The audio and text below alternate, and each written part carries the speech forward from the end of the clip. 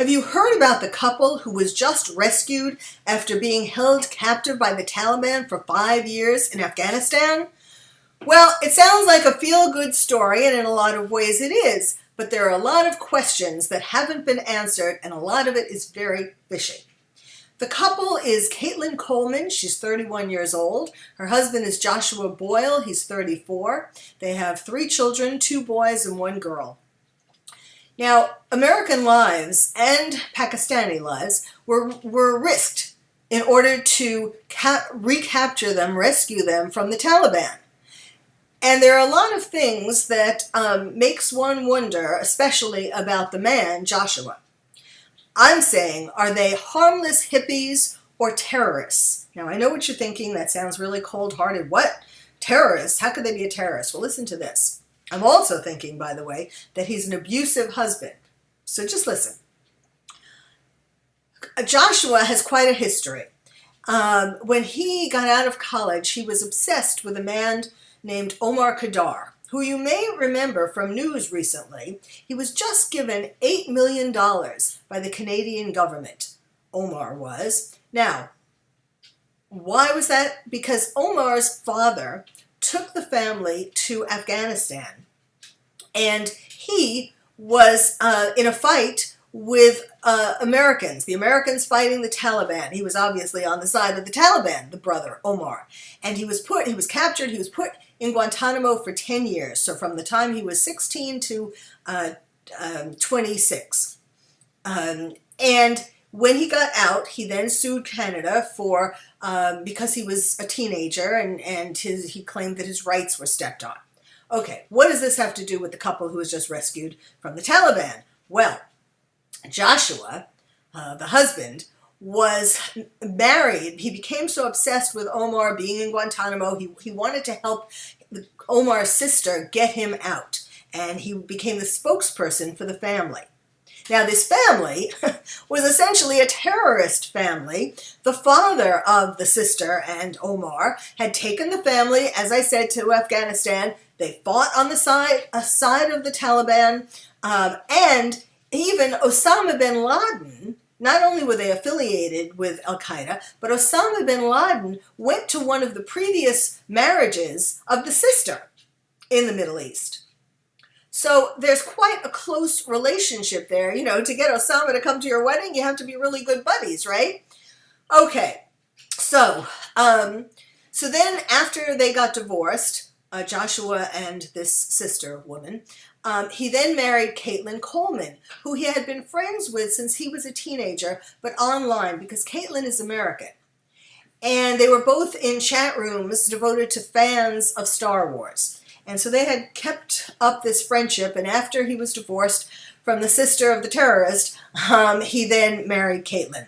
They married in 2011. 2012, he convinces her, she's 5 months pregnant, he convinces her to go to one of the most dangerous places on earth, Afghanistan. Well, first they went to countries near Russia, and then, unbeknownst to their parents, their parents thought it was unplanned, but they then went into Afghanistan, and they were promptly captured by the Taliban. Now, it has come out in at least one report, this is not widely reported, that the U.S. intelligence actually admitted after the rescue that they long suspected that his visit to Afghanistan was to link up with the Taliban. In other words, he wanted to be, just like Omar, he wanted to be a fighter with the Taliban. And here we come, America, to the rescue, and we put our lives at stake, in fact, the country, in a sense, at stake for the rescue.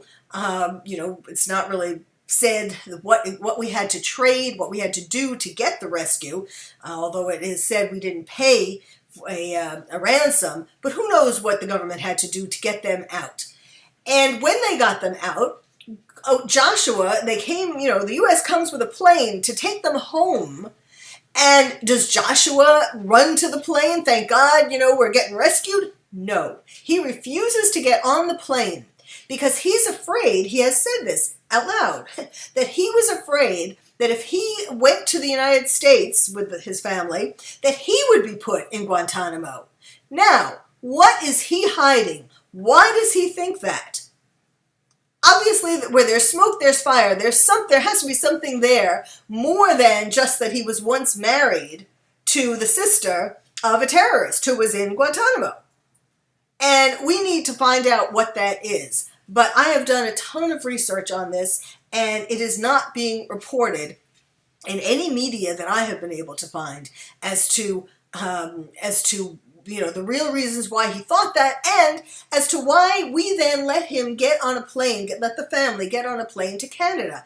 I mean, he is Canadian, but what is happening now? How much investigation are they doing? Now, as far as the wife, who I believe, as I said, is controlled by her husband, she has been wearing a headscarf ever since she was rescued. I mean, she wore it, of course, when she was in captivity, but she has not taken it off, at least to the last photos that we have seen of her, which were quite recently when she was taken to a hospital. That's another little mystery. In the middle of the night, she was taken to a hospital in Canada, and there are no reports to date as to why. Now, I suspect that the husband, Joshua, has been a wife abuser. He has said that the terrorists beat her up and raped her, and her parents have said that she had some kind of liver problem before they went on this backpacking trip, which is another reason why would she go to a godforsaken place when she knows she has these medical conditions. So I don't know why she's in the hospital. I only know that there's some reason why everyone is keeping it a big secret. So the bottom line is, we need answers to all of these things. Is our government embarrassed? Is that we rescued these people, and now all these things are coming out, and more is going to come out? In other words, it's not just kind of a feel-good story, but that there are these questions, and the questions would be, why would we rescue a terrorist?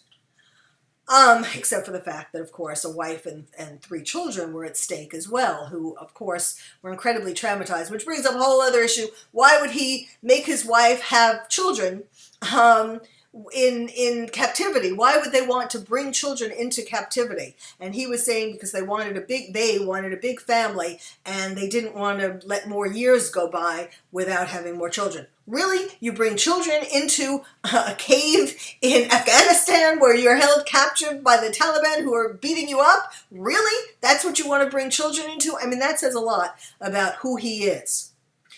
Now, there are, in the stories that there are on the internet, there are some people who are asking questions. I'm begging you to ask questions, more questions, not just on the internet. Ask the people, the authorities, the government, the media. We need to ask more questions. We need answers. This is just like the situation with the Las Vegas shooter, where there are lots of mysteries and not enough answers and contradictions and so on. So we can't just sit back, folks, and eat bonbons and watch television and just believe everything we hear. We have to ask questions. This is the stake of our country is at stake. And we need to find out more answers. Now, if you'd like to find out more answers, you can go to my website, which is www.terroristtherapist.com. And you can also get my book, which just came out, and it's called Lions and Tigers and Terrorists, Oh My, How to Protect Your Child in a Time of Terror. And I say in that book that you should talk to your kids and tell them the truth, because otherwise your kids won't be able to trust you, especially in a scary world. Well, it's the same thing with us. We need to be told the truth, or we won't be able to trust the authorities, whoever they may be, in a scary world.